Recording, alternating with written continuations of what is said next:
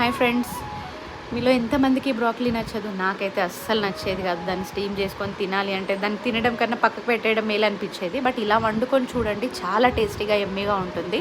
నార్మల్గా కొంచెం ఆయిల్ తీసుకొని ఆనియన్, గ్రీన్ చిల్లీ, కరివేపాకు and tomato, ginger garlic paste వేసి బాగా కలిపిన తర్వాత స్టీమ్ చేసిన బ్రోకలీ వేసుకోవాలి. బాయిల్ చేసింది కాకుండా, బాయిల్ చేస్తే దాని ప్రాపర్టీస్ అన్నీ పోతాయి.